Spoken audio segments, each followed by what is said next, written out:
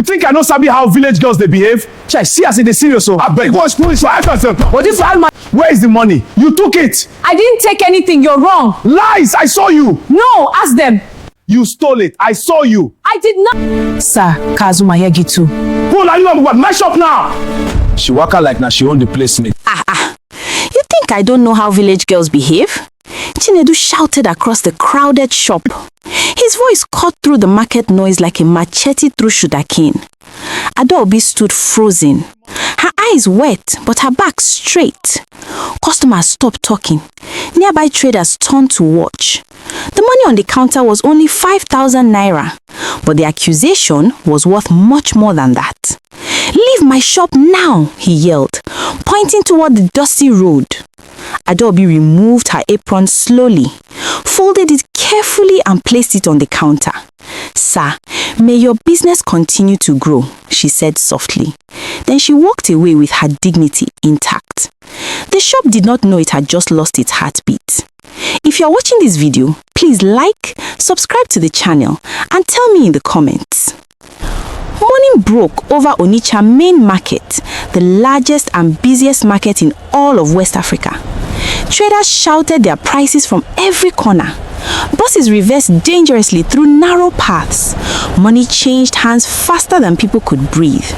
The air smelled like sweat, diesel, and ambition. In the middle of the provision line stood Chinedu and Sons Wholesale, a big shop that was always busy, always respected, always crowded with customers. And at the very center of all that success was a 20-year-old girl named Adaobi. She was sharp-minded, graceful, and always dressed neatly, even in the dusty chaos of the market. She arranged goods like she was arranging destiny itself. Adaobi had a gift that no school could teach. She remembered every customer's face and every customer's preference. "Madam Uche, you prefer foreign rice, not local rice," she would say with a warm smile. "Oga Emeka, your wife likes this particular brand of milk." She never pressured anyone to buy. She just smiled genuinely, added small bonus items sometimes, and spoke with such respect that people felt valued. Within just 6 months of working there, something remarkable happened. Sales doubled.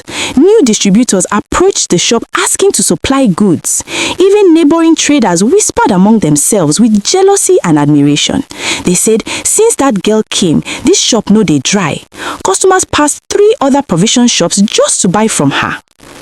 Chinedu was 46 years old, ambitious and sharp-tongued.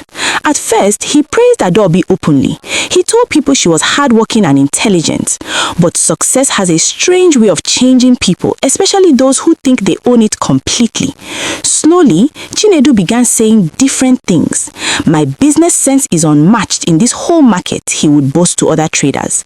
When customers complimented Adaobi directly in his presence, he would laugh dismissively. Anybody can stand behind a counter and sell. But numbers never lie. The account books showed the truth clearly. The crowd came because of her. Deep down in his heart, Chinedu knew this, and it bothered him more than he wanted to admit. One terribly hot afternoon, a small amount of money went missing from the cash drawer. It was only 5,000 naira. Without checking the CCTV camera, without questioning the other 3 workers, without any investigation at all, Chinedu exploded with anger. He called Adaobi forward in front of everyone. Customers, suppliers, neighboring traders, everyone watched. "You think I don't know how village girls behave?" he shouted loudly. The entire market seemed to go quiet. Adaobi stood completely still. Her eyes became wet with tears, but her back stayed straight and her voice steady. "Sir, I have never stolen anything from you," she said quietly. Chinedu pointed sharply toward the busy road outside. "Leave my shop immediately." Gasps spread through the nearby stores like wildfire. People could not believe what they were witnessing. Adaobi slowly removed her apron. She folded it carefully, exactly the way she folded everything in the shop. She placed it gently on the counter. Then she looked at Chinedu one last time and said something that confused everyone. "Sir, may your business continue to grow." Her voice was soft but clear. She did not shout, she did not curse, she did not beg. She simply turned and walked into the crowded, noisy market with her head held high. No revenge, no drama, just pure dignity. The shop felt different immediately, though nobody could explain exactly why. Something important had just walked out the door. The very next market day felt strange. Customers entered Chinedu and Sons Wholesale as usual, but their eyes searched around. "Where is that girl who used to work here?" they asked. "She no longer works here," Chinedu replied coldly, trying to sound unbothered. Then it began. Slowly at first, like cracks appearing in a wall. Fewer warm greetings from customers, less energy in the shop, people buying smaller quantities than before. Within 3 weeks, visible changes occurred. Sales dropped noticeably. 2 experienced staff quit without clear explanation. A major supplier delayed delivering goods. Unsold products began gathering dust on shelves that were always empty before. The noise and movement around Chinedu's shop reduced significantly. Across Onitsha Main Market, whispers started spreading. Since Adaobi left, that shop no balance at all. Directly across the busy lane stood a small struggling shop called Ebuka's Provision Corner. It was tiny, ignored by most customers and barely surviving month to month.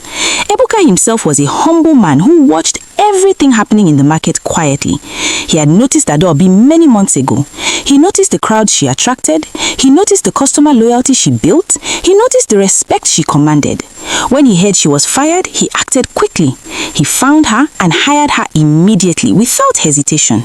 Within just 2 weeks, something miraculous began happening. Adaobi redesigned the entire shop layout to make it more welcoming. She created special bundle deals that attracted families. She spoke warmly to every single customer. She introduced loyalty discounts for regular buyers. Then the transformation became visible to everyone. Long lines formed outside Ebuka's small shop. The once empty corner became so crowded that wheelbarrows blocked the narrow entrance. Even Chinedu's former customers began crossing the busy road to buy from Ebuka instead. Suppliers who previously ignored Ebuka's shop now prioritize him for deliveries. The market does not hide success. When something is working, everyone sees it clearly. One evening, golden sunset reflected beautifully across the zinc roofs of Onitsha Main Market. Adaobi locked her shop after another successful day. Customers waved goodbye warmly. Across the road, Chinedu walked past quietly with no crowd, no noise, no movement around him, just heavy, permanent regret. In Onitsha Main Market, everyone learned an important lesson that day.